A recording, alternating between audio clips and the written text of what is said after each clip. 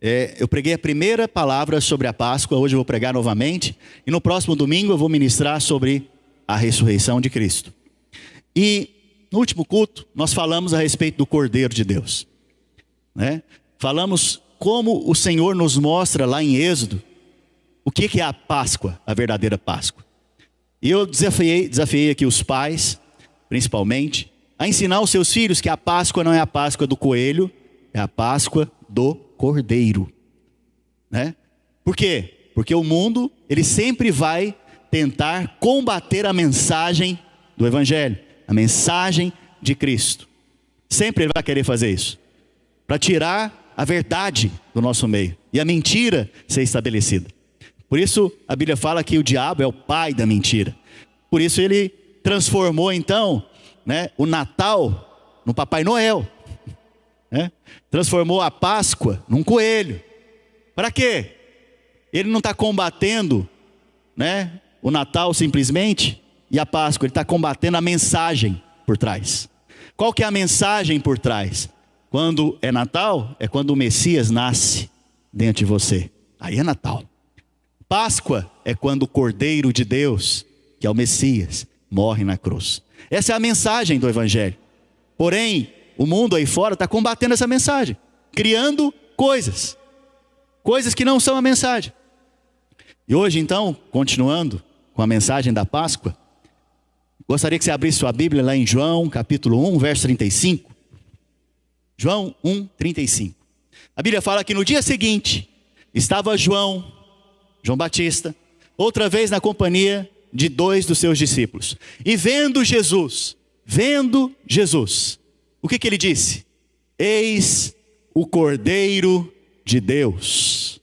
No culto passado eu falei para vocês a respeito do Cordeiro. Ali é uma sombra da realidade de Cristo. Tudo que está em Êxodo falando do Cordeiro de Deus na Páscoa é na verdade uma sombra profética a respeito do que o Senhor Jesus iria fazer naqueles dias. E aqui nós vemos então João, o preparador do caminho, João o profeta, representando os profetas. Ele vê Jesus e não o vê naturalmente, não o vê como o filho de Maria, não o vê como um bom mestre. Ele vê Jesus e vê ele na posição que ele tem. Qual que é a posição de Jesus naqueles dias? Cordeiro de Deus. Cordeiro de Deus. Você pode dizer o Cordeiro de Deus? E é interessante que o Senhor Jesus, ele é o Cordeiro de Deus, dado por Deus, como aconteceu em Gênesis. Eu não sei se vocês lembram, Gênesis acontece a primeira Páscoa. Ali não é chamado de Páscoa, mas nós entendemos que ali acontece a primeira Páscoa. Por quê? Porque a Bíblia fala que o homem, Adão e Eva, eles pecaram. E quando eles pecaram, algumas coisas aconteceram. A primeira delas é que eles tiveram medo de Deus.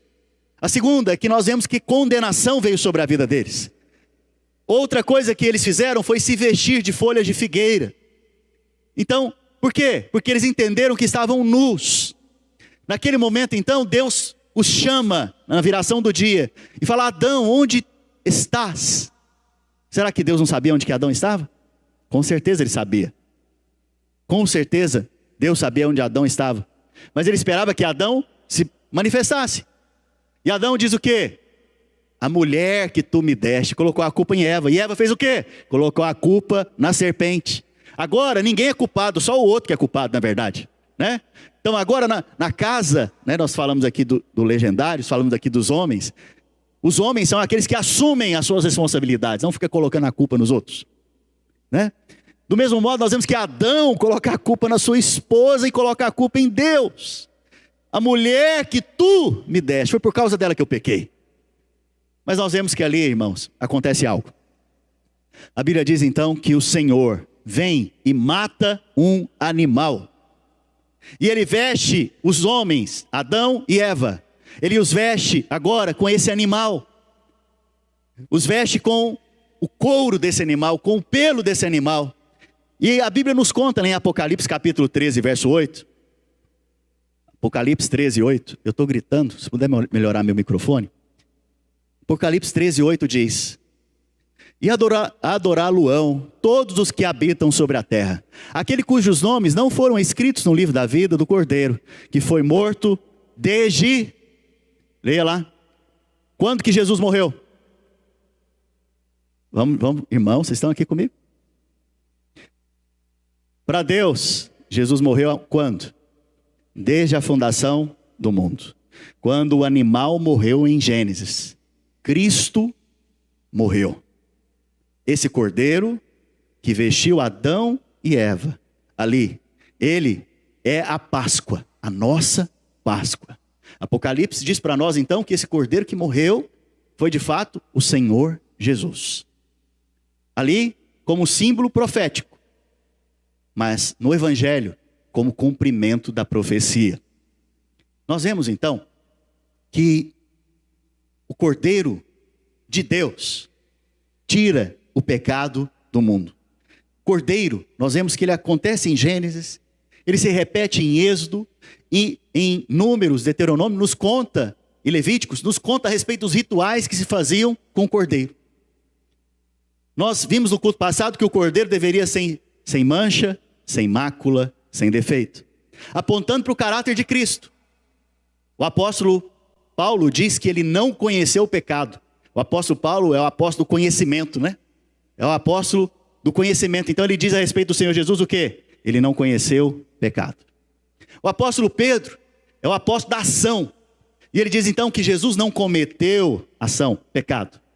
O apóstolo João é o apóstolo da intimidade. O apóstolo de estar próximo, perto. E ele diz o que a respeito de Jesus? Nele não havia pecado. Por quê? Porque Jesus é o Cordeiro perfeito de Deus. Nós vemos então que em Êxodo e Levíticos se estabelece rituais com o Cordeiro de Deus.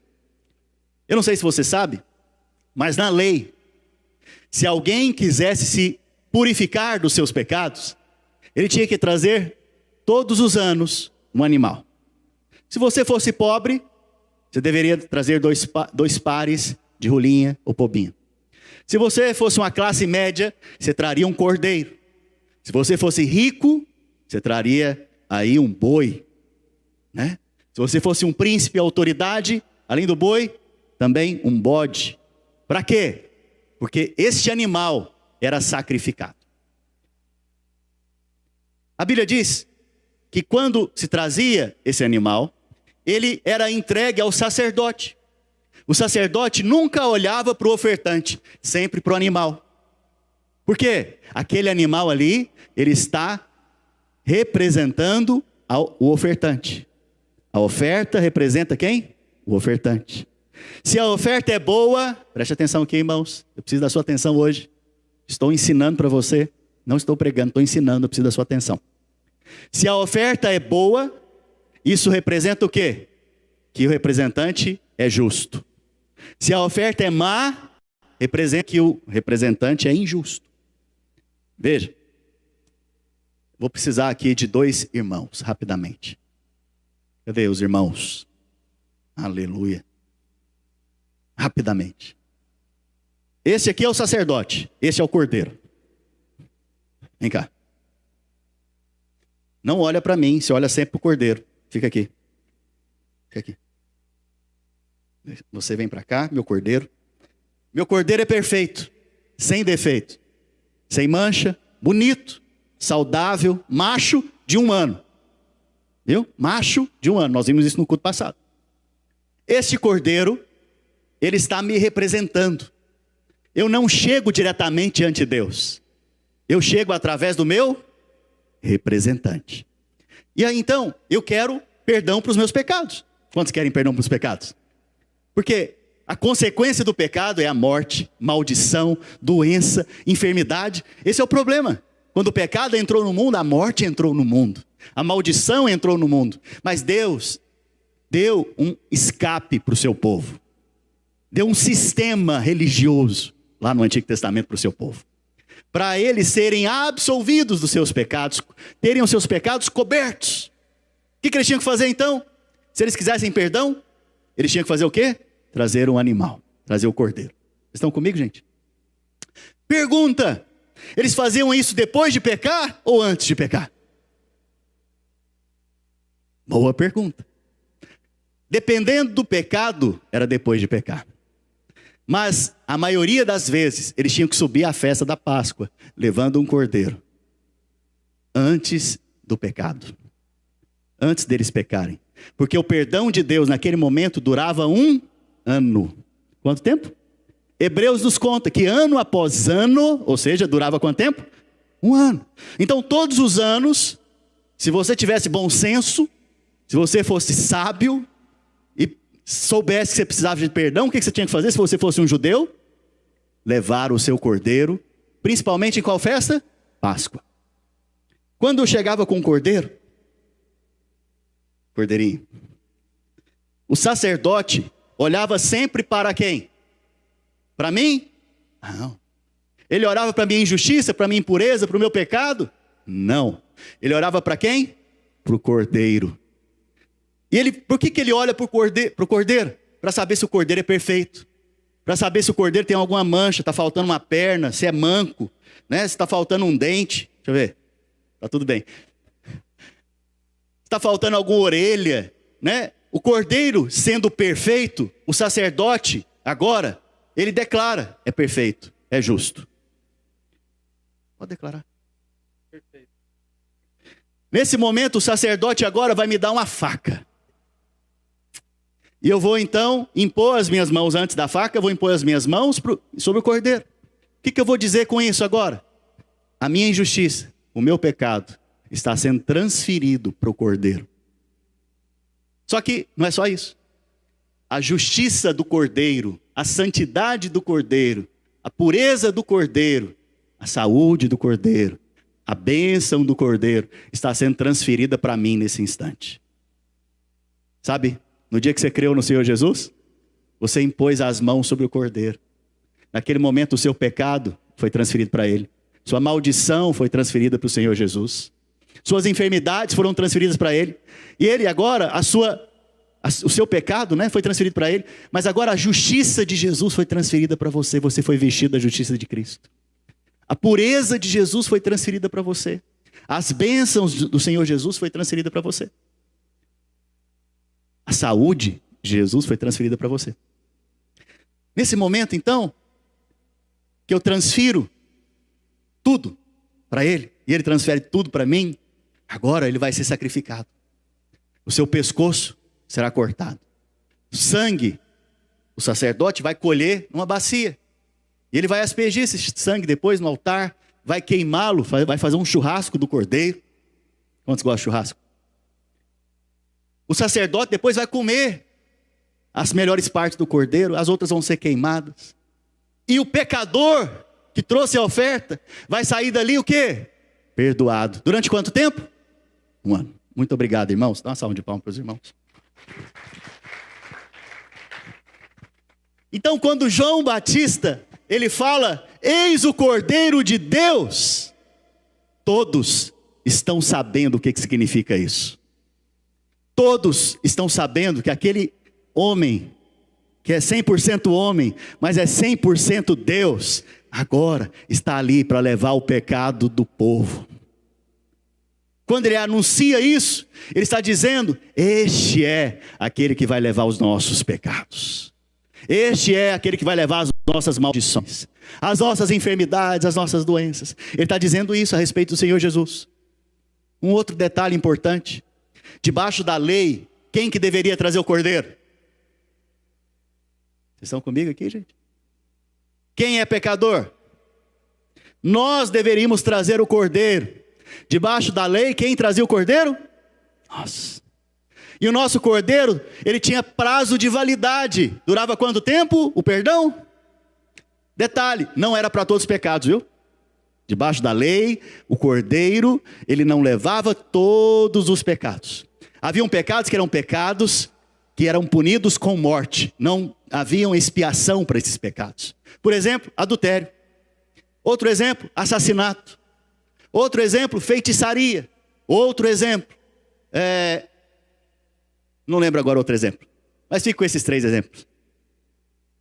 Se você cometesse adultério, assassinato, feitiçaria, idolatria, você deveria ser morto. Não havia expiação para você.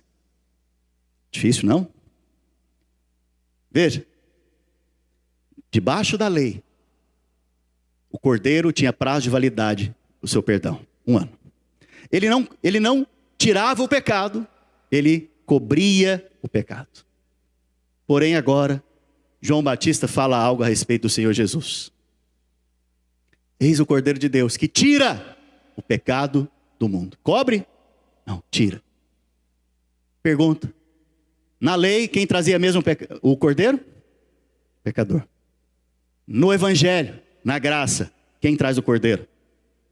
Deus. Aqui nós já vemos um grande diferencial.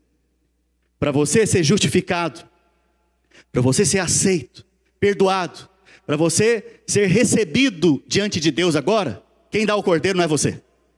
Por quê? Não é pela sua própria justiça, pelas suas obras, não é pelo que você faz, que você é salvo, mas é pelo que o Senhor Jesus fez, por quem Ele era, por quem enviou Ele. Porque Deus, sabendo que o homem era incapaz, sabendo que o homem pecador, falido, incapaz de se salvar, fez o quê? Fez salvação por meio do seu Filho Jesus Cristo, o Cordeiro de Deus que tira o pecado do mundo.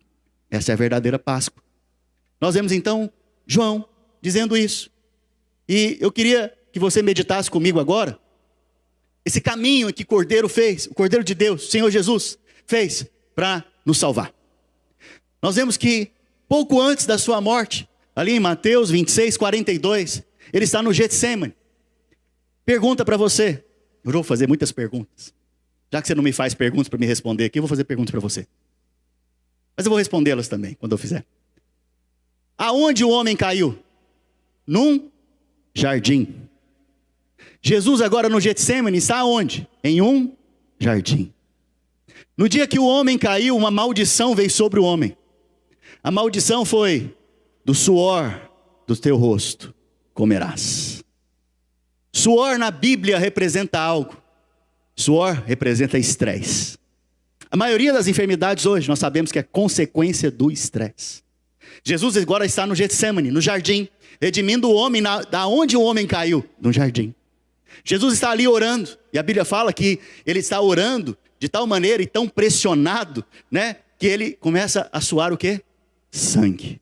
O sangue é para remissão, para redenção. Sem sangue, a Bíblia diz, não há remissão de pecados. Jesus está agora no jardim, aonde o homem caiu, suando sangue para redimir o homem da maldição do estresse. Por isso, você não precisa andar estressadinho. Fala para o seu marido, não fica estressadinho não. Fala para o seu irmão, para a sua irmã, fica estressadinho não, você já foi redimido dessa maldição. Jesus está no jardim do Getsêmani, que significa prensa de azeite. É o lugar da pressão, o lugar do sofrimento, da prensa de azeite. E aqui ele faz uma oração. A oração que ele faz é: Pai, se possível, passa de mim este cálice. Contudo, portanto, não seja feito a minha vontade, porque eu espero a sua vontade, eu vim para fazer a tua vontade. Seja feita a tua vontade. E a Bíblia fala que ele orou assim, quantas vezes? 3 vezes. 3 na Bíblia significa algo completo. Jesus ora 3 vezes porque essa oração aponta para nós, para algo completo. Que ele orou completamente. E qual foi a resposta do Pai todas as 3 vezes? O Pai o livrou da morte? Não. O Pai deu escape para ele dessa morte? Não. Por quê? Saiba o motivo. E saiba por que o Senhor Jesus orou essa oração. Não é porque ele não queria morrer por você. É porque algum dia alguém poderia chegar e dizer: olha, você não precisa de Jesus para ser salvo. Você pode fazer isso pelas suas próprias obras. Você pode se salvar. Afinal de contas, dê o seu melhor e Deus vai aceitar. Porque alguém poderia chegar e falar: olha, toma aqui esses 10 passos para você melhorar. E depois que você melhorar, Deus vai te aceitar. Mas Jesus, ele ora. E eu pergunto: Deus ouve? O Pai ouve o Filho? Jesus? Sim ou não? Sim. E por que ele não respondeu nesse dia? Porque não há como o homem ser salvo, a não ser pelo Cordeiro de Deus. Ele é o único caminho, a única verdade, e o único que pode te dar vida, e vida em abundância. Então Jesus ora desse jeito no Getsemane, primeiro, para nos redimir da maldição do estresse, mas segundo, ele faz isso para que você saiba que só há salvação nele. Não há salvação em nenhum outro, a não ser em Cristo. Vocês estão comigo, gente? Glória a Deus. Continuando. Em João capítulo 18, a Bíblia nos conta que o Cordeiro agora, ali depois de ter feito essa oração, está com seus discípulos ainda no Getsemane. João capítulo 18, verso 4. A Bíblia nos conta que os soldados vieram com paus, né? E vieram para prender Jesus naquele momento. E a Bíblia nos conta também que Pedro saca da espada e corta a orelha do servo chamado Malco, o servo do sumo sacerdote. Jesus naquele instante pega a orelha, imagino que a orelha tenha caído no chão, a cabeça do Malco sangrando, ele pega a orelha e coloca de volta, e o cara é curado. O cara que veio prender Jesus. Vendo essa cena, eu fico pensando, e agora?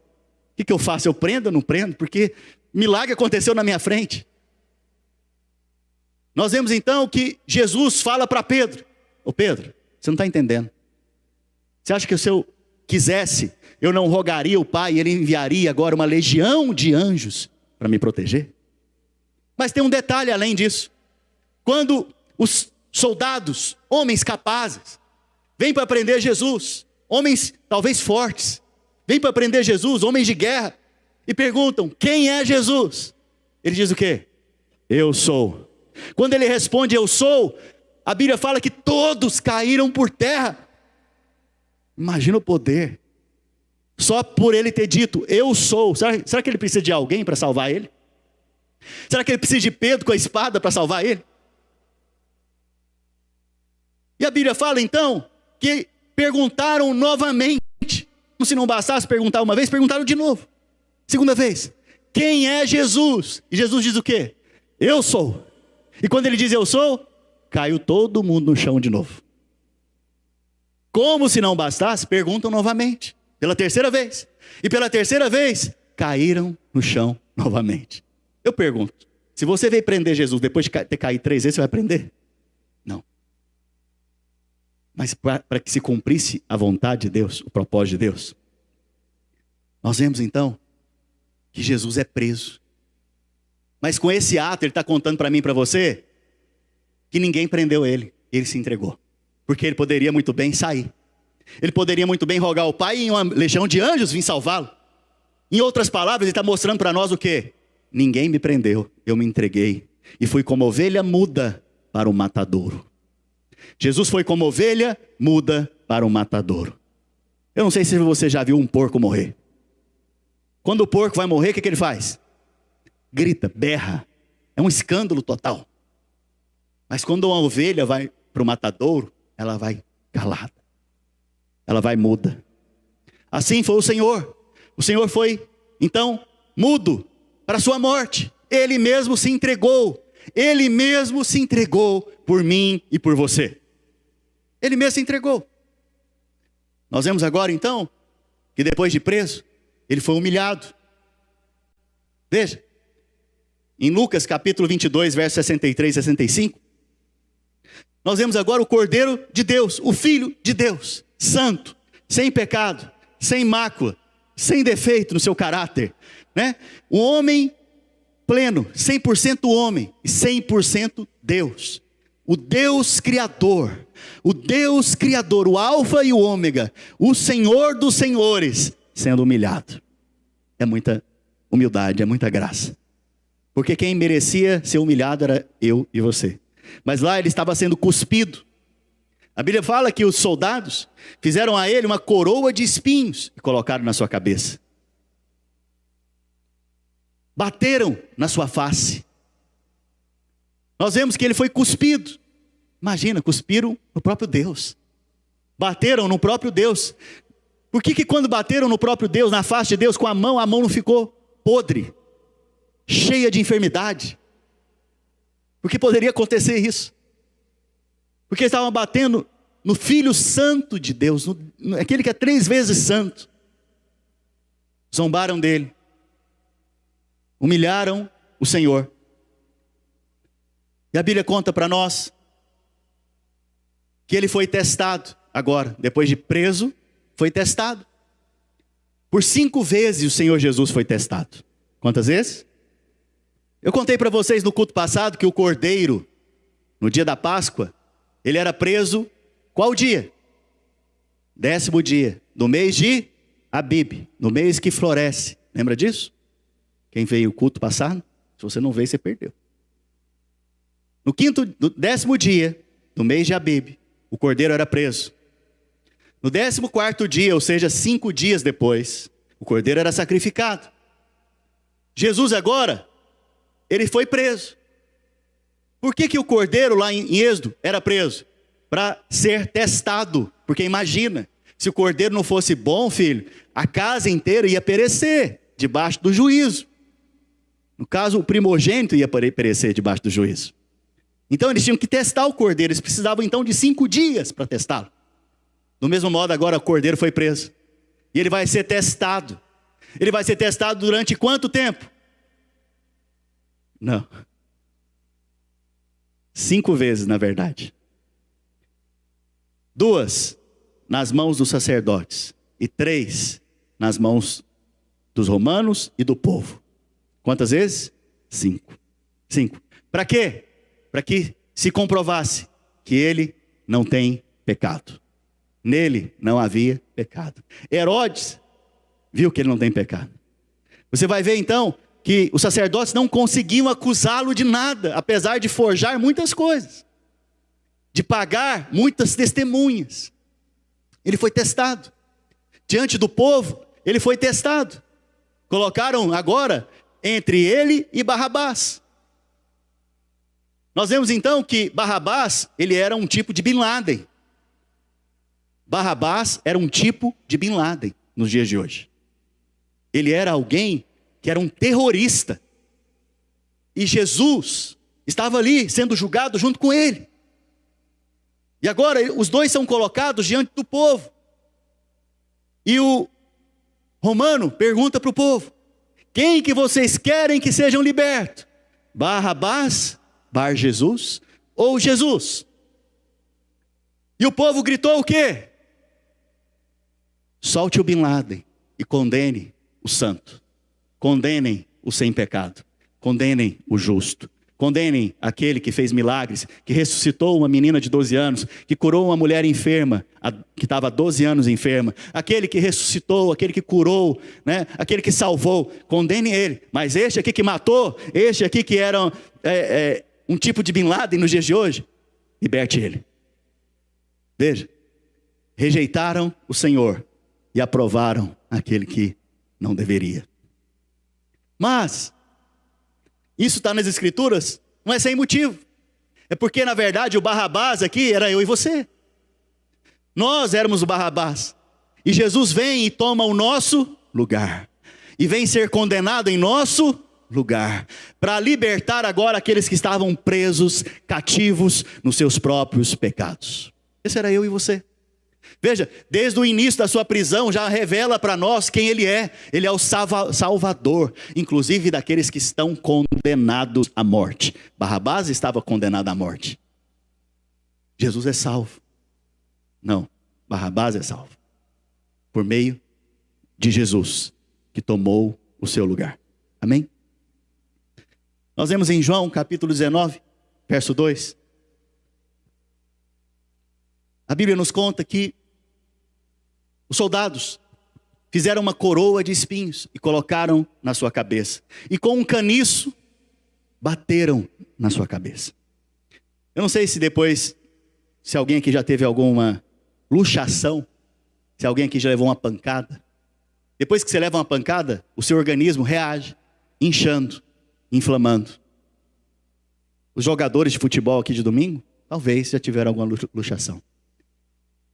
Jesus, ao receber a coroa de espinhos na sua cabeça, além disso, bateram nele.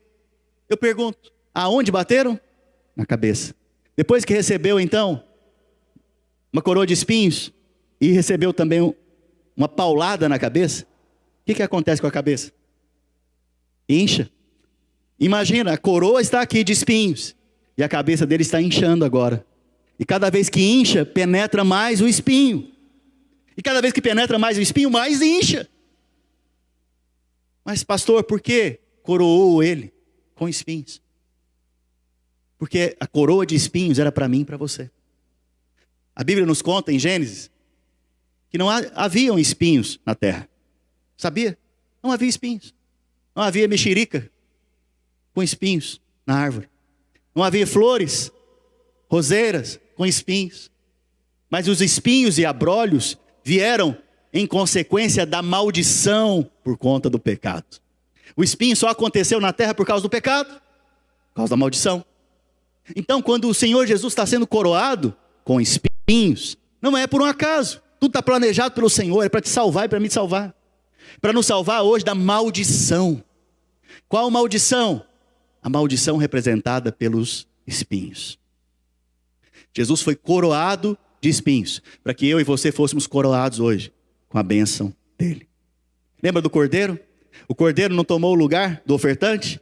Do mesmo modo, Jesus está tomando o nosso lugar. Nós deveríamos ser coroados de maldição, mas hoje fomos coroados de bênçãos da parte do Senhor.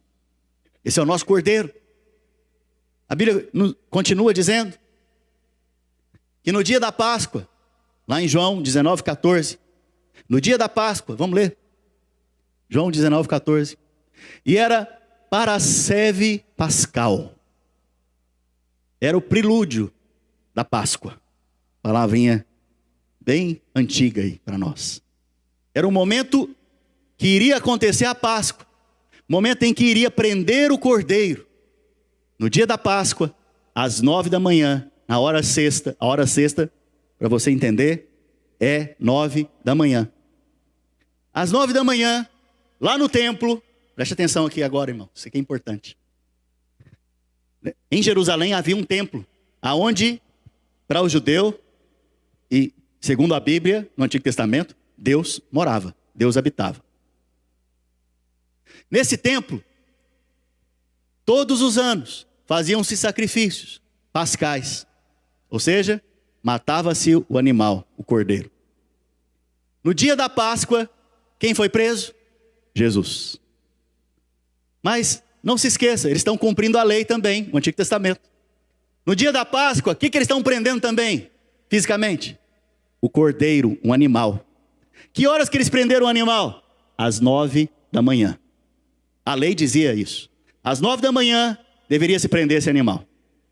E prendia ele no pé do altar.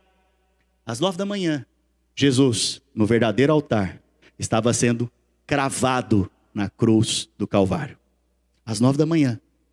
Às 9 da manhã, lá no templo, tocava uma trombeta, que é um chifre de um animal. E o som que fazia era para dizer o quê? O cordeiro foi preso. Ah, então, preparação para o perdão dos nossos pecados. Havia alegria. Por quê? Porque acharam um cordeiro qualificado para morrer no lugar do povo. Do mesmo modo, no dia da Páscoa, às 9 da manhã, prenderam o cordeiro no altar. Jesus, o Cordeiro de Deus, foi preso na cruz do Calvário, cravado na cruz do Calvário. A Bíblia diz então que essa cruz foi levantada.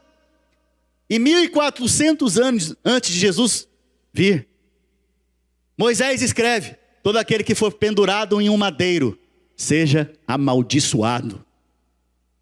Veja, não havia morte por meio de crucificação na época que Moisés escreveu isso.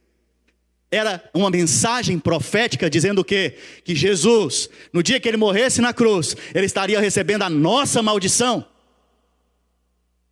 A Bíblia diz então que ao meio-dia se tornou meia-noite. Ao meio-dia veio trevas sobre a terra. Inclusive, se você tiver curiosidade, a história chinesa conta que nesse dia, exatamente, a terra ficou escura.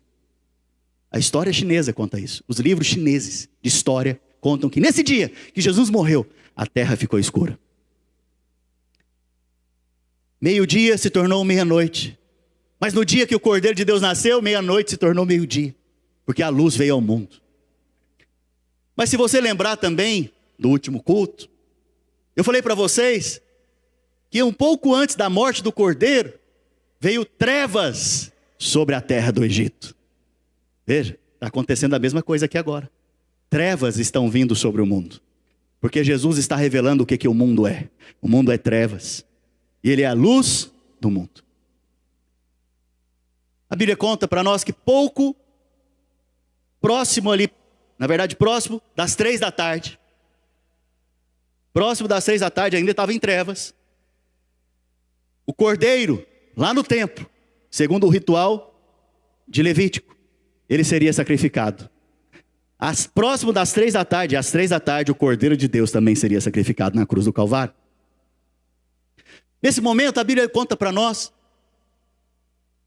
que Jesus, tendo visto que tudo estava se cumprindo, teve sede. E pediu o quê? Água. Me dá água. A Bíblia fala que um soldado ali embebedou uma esponja em um vinagre e pôs na sua boca. Ele bebeu o vinagre e depois, na verdade, ele experimentou e rejeitou. E ele disse: agora então está consumado. Preste atenção, olha aqui para mim.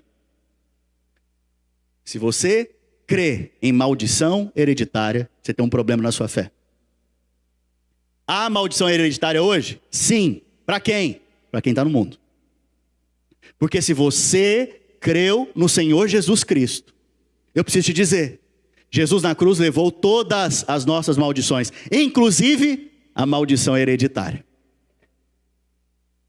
Como que nós sabemos disso também? Ele bebeu vinagre. Se você for ler o texto, abre para mim por gentileza. Vocês estão cansados? Glória a Deus. Sim, eu ouvi um sim. Abra o texto de Jeremias capítulo 31, verso 29. Jeremias 31, 29. Naqueles dias, já não dirão. Em quais dias? Nos dias pós-cruz, pós-morte do Senhor Jesus. Naqueles dias, já não dirão: os pais comeram uvas verdes, e os dentes dos filhos é que ficaram embotados. O que é isso aqui? Quem cometeu o problema? Os pais ou os filhos? Os pais. Quem está recebendo a consequência? Os filhos. O que quer dizer isso? Maldição hereditária. Quem está recebendo a maldição? O filho, os filhos. Então, naqueles dias, já não vão dizer isso mais. Ou seja, não haverá maldição hereditária sobre aqueles que passaram pela cruz. Alguém já tomou vinagre aqui? É bom? Embota a boca. Vamos melhor? Alguém já comeu uma fruta verde? Uma uva verde? Sua boca fica embotada, fica aquela coisa assim, esquisita nos lábios.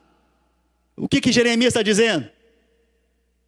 Se os pais comerem uvas verdes, os filhos não vão sentir o embotar na boca mais. É isso que ele está dizendo. O que Jesus na cruz está fazendo?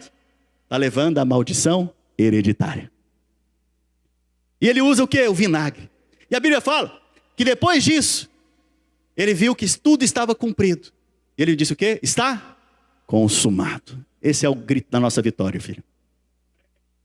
O que quer dizer está consumado?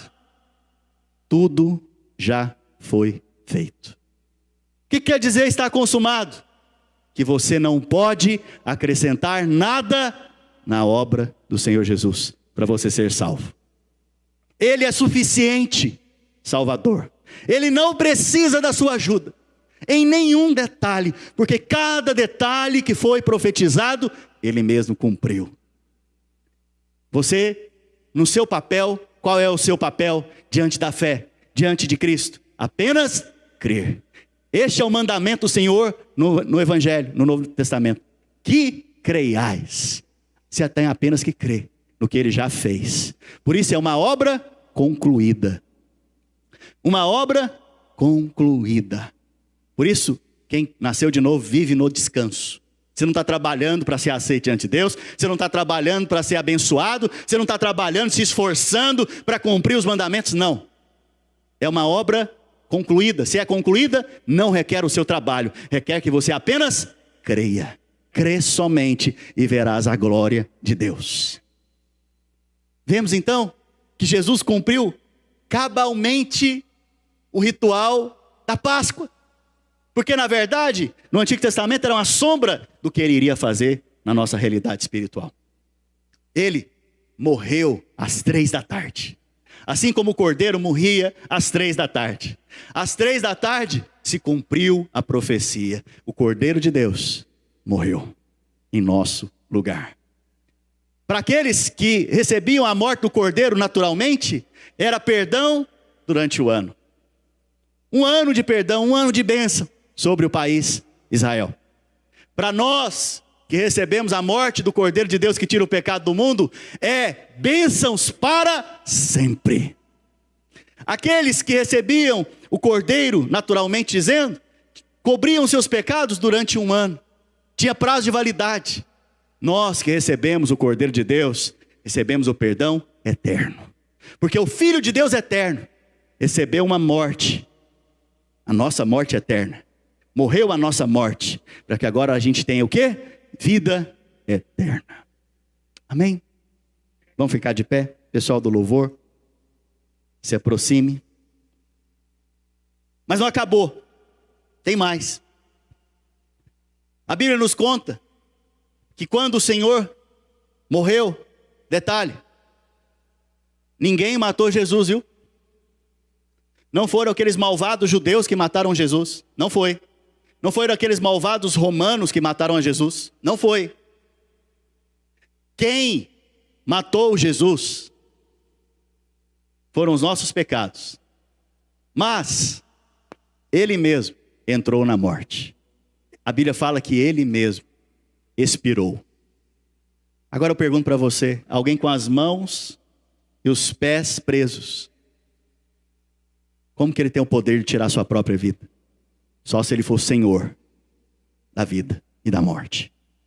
Jesus é o Senhor dos senhores e Rei dos reis. Esqueci de um detalhe. Mesmo ainda na morte, na crucificação, ele mostra para nós o que ele veio fazer. Ele veio salvar você, nos salvar. A Bíblia fala que haviam 2 ladrões, uma à sua direita e outra à sua esquerda. E um deles fala: Senhor, te peço que hoje mesmo eu possa estar no reino do Senhor. E Jesus respondeu para ele o quê? Hoje mesmo você vai estar comigo no paraíso. Porque a salvação é para todos que creem. Não é faça isso e creia. Não, apenas creia. Você vai ser salvo. A Bíblia conta para nós que às 3 da tarde, então, o Cordeiro de Deus, Jesus, expirou. Entrou na morte. Mas aconteceu algo impressionante, irmãos. Se você, há 2000 anos atrás, quisesse ver a Deus, você tinha que pegar um avião, não tinha avião naquela época, com certeza. Tinha que pegar um barco, cruzar o Oceano Atlântico e ir para Israel. E não era em qualquer lugar de Israel. Você tinha que ir para uma cidade lá em Israel, chamada Jerusalém. E não é em qualquer cidade, ou em qualquer área de Jerusalém. Você teria que ir para um templo, chamado Casa de Deus, Templo de Deus. E, detalhe, você não poderia entrar lá, porque você era gentil. Somente judeus poderiam entrar no templo. Então, o máximo que você poderia se aproximar de Deus naquela época era chegar perto do templo. Um judeu, ele poderia entrar no átrio do templo, na parte exterior do templo. O sacerdote, os sacerdotes poderiam entrar na parte mais interna ali, chamado Santo Lugar. Mas, apenas uma vez por ano, o sumo sacerdote entrava no Santíssimo Lugar, onde a arca de Deus estava e a presença de Deus estava. Então, somente um homem na face da terra poderia entrar na presença de Deus, e isso lá uma vez ao ano. Para nós então era impossível. Para alguns judeus, mais próximo, no santo lugar. E um homem só poderia então entrar na presença de Deus. Mas a Bíblia fala, e quando Jesus expirou às 3h, o véu do templo se rasgou de cima a baixo. Isso aqui é glorioso, porque isso aqui carrega uma mensagem para nós hoje. Foi de cima a baixo porque foi Deus mesmo que rasgou. E o véu não é esse véu que você coloca de cortina, não é aquele véu ali não. São tapetes de couro de animal, grosso, que mão humana não pode rasgar. Você já tentou rasgar um tapete na mão? Pois bem, eram tapetes de couro. E ele se rasgou de cima para baixo, para mostrar que foi Deus mesmo que rasgou. Para nos dizer algo, para dizer que através do Cordeiro de Deus que tira o pecado do mundo, você hoje tem acesso à presença dele 24 horas por dia. Mas não é só isso, tem uma mensagem maior ainda. Cristo em vós, a esperança da glória. A mensagem maior é que Deus agora não habita em templos feitos por mãos humanas. Ele habita agora dentro de você e de mim, porque Ele saiu do templo lá para habitar dentro da sua igreja, dentro do seu povo. Por isso você não precisa mais ir em Jerusalém para vê-lo. Hoje Ele está aqui dentro de nós, nós que cremos no Cordeiro de Deus que tirou o pecado do mundo. A presença dele está ilimitada dentro de você. Você tem livre acesso 24 horas. É só você abrir a sua boca e crer com o seu coração. E o Deus Todo-Poderoso, o Criador de todas as coisas, que hoje é o seu Pai, mora dentro de você. Você se tornou então casa de Deus, templo de Deus. E o templo não é esse prédio. Isso aqui não é altar, isso aqui é palco, isso aqui é prédio. Templo de Deus é você, sou eu. E hoje então a Bíblia fala que você é sacerdote do Deus vivo. Você é um ministro, um sacerdote, nação santa, povo de propriedade exclusiva de Deus. Você carrega o próprio Deus. Você vai trabalhar, você está levando Deus. Você vai tomar banho, você está levando Deus. Você vai conversar com alguém, Deus está dentro de você.